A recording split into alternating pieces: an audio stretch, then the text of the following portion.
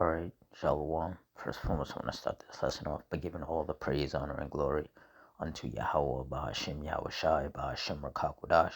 Double honors to the apostles and elders of Great Millstone. Honors to all the brothers who are fervently preaching the word in sincerity and in faith. And Shalom to all the sincere believers. Now, this lesson is going to be based on the second Lyft driver that was killed in Cleveland within 3 days. So through the Spirit, I'm going to read this article, get some precepts, and Lord's will, you're edified. It says, Cleveland police said there is currently no information to suggest that the incidents are related or that a single suspect is responsible. It says, for the second time in 3 days, a Cleveland Lyft driver was fatally shot in the city of Cleveland. The most recent shooting happened in the overnight hours on Tuesday. According to the Cleveland Division of Police, officers responded at approximately 1:13 a.m. to a report of a vehicle that had crashed into a dumpster in the 2100 block of East 84th Street with a male slumped over the steering wheel. Upon arrival, officers located a 27-year-old man suffering from a gunshot wound and not breathing. Emergency medical services transported the victim to a nearby hospital where he was pronounced dead. The Cuyahoga County Medical Examiner's Office identified the victim as 27-year-old Vasil Shevitz of Parma. Said Cleveland police officers were called to the 10200 block of Rose Hill Avenue at about 9:50 p.m. Sunday for a reported vehicle crash. When officers arrived, they found a vehicle that had struck a guardrail in front of a residence. Cleveland Fire and EMS personnel provided medical aid to the driver and determined he had suffered a gunshot wound, police said. The victim, identified as 56-year-old Antony Miguel Latham, was transported to a local hospital where he was pronounced dead. Said at this time, the only confirmed similarity between the two incidents is that both victims were drivers for the rideshare company Lyft. There is currently no information to suggest that the incidents are related or that a single suspect is responsible. Yeah, so it's becoming more and more dangerous out here regardless of what you're doing. But once again, we always have to keep in mind that these are not random judgments. So those two men who got killed in these separate incidents, the Lord is the one who put that hit out on both of them. So it's not like they were innocent of anything. 2 Timothy 3:1. This know also that in the last days perilous times shall come. And I have the definition of perilous here, and it means full of danger or risk, dangerous. And clearly we're in some dangerous times. All these shootings, all these stabbings, car crashes, these wild storms and tempests, the earthquakes, the fires. We're clearly in some very dangerous times. But we're in some dangerous times because all of these different events are the judgments of the Lord. This is his anger and his wrath and his fury being brought to light every day.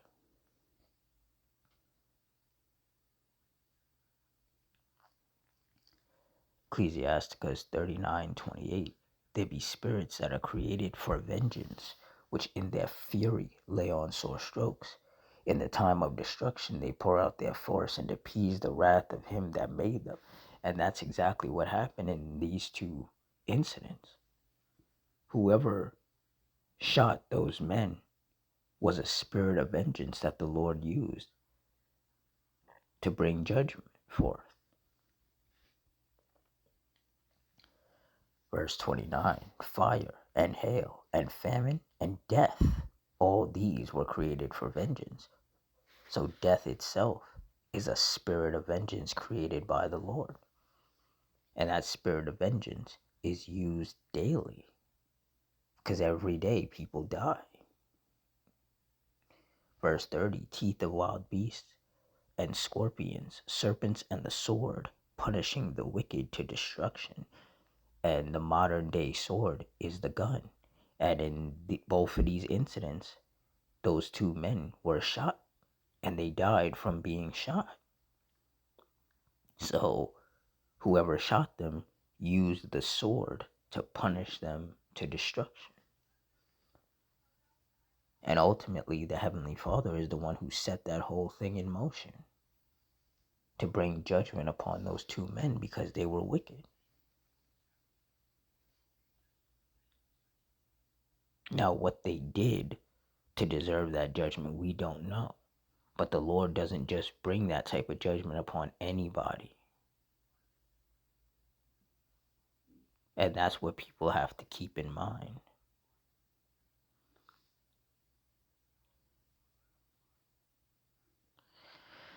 Psalm 7 and 11.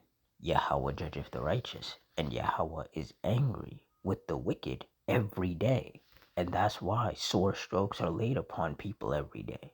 People get wounded and killed in fires, in car crashes, in shootings, in stabbings, every day. Because that's the Lord's anger being brought upon them. That's how the Lord chooses to punish them. You know, these are not random incidents. Like I said, these are the judgments of the Lord. Psalms 9:16. The Lord Yahweh is known by the judgment which he executeth. The wicked is snared in the work of his own hands. Higgaion Selah. Yeah, so there is no getting around it.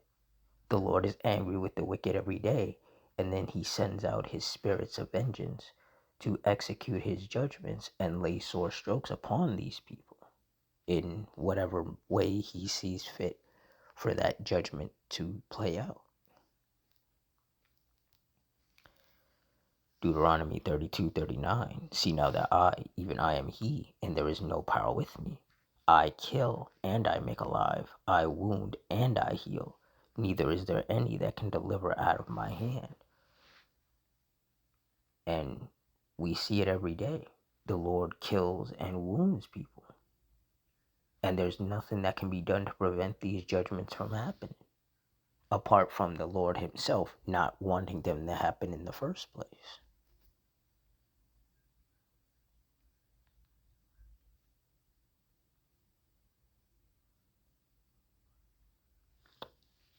First Samuel 2 and 6. The Lord Yahweh killeth and maketh alive. He bringeth down to the grave and bringeth up. And even though Slakia. And even though the Lord himself is not coming down from heaven and physically executing these judgments, he's the one who determines how the judgments are going to play out. If he just wants the spirits of vengeance to wound somebody, then that's what happens. But if he wants the spirits of vengeance to kill somebody, then that's what happens. And in this particular, or these two particular incidents, the Lord wanted those two men killed.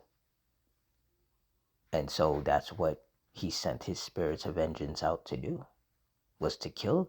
And that's exactly what they did.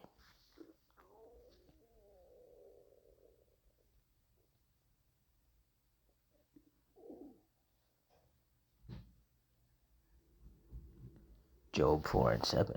Remember, I pray thee, whoever perished being innocent, or where were the righteous cut off?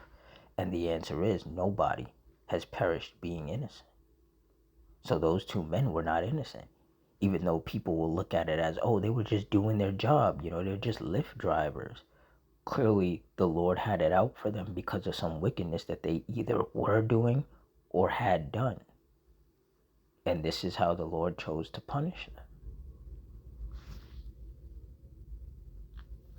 Verse 8, even as I have seen, they that plow iniquity and sow wickedness reap the same. And there's a lot of people, men, women, and children, wicked men, women, and children, who are now reaping what they've sown for being wicked in the eyes of the Lord. And there is no saving these people. They're going to be punished, and they're going to meet their maker. And that may sound harsh, but that is the reality, clearly. Ecclesiastes 3:1, to everything there is a season and a time to every purpose under the heaven. Verse 2, a time to be born and a time to die, a time to plant and a time to pluck up that which is planted. And for those two men, it was their time to die. And that's why they both got shot, and that's why they both didn't survive their injuries.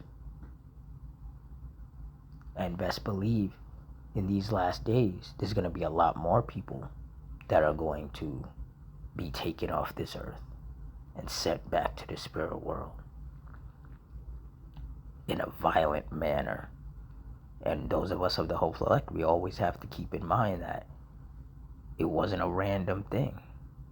That was the Lord's judgment being brought upon somebody who was wicked, and in the eyes of the Lord, they deserved what they got.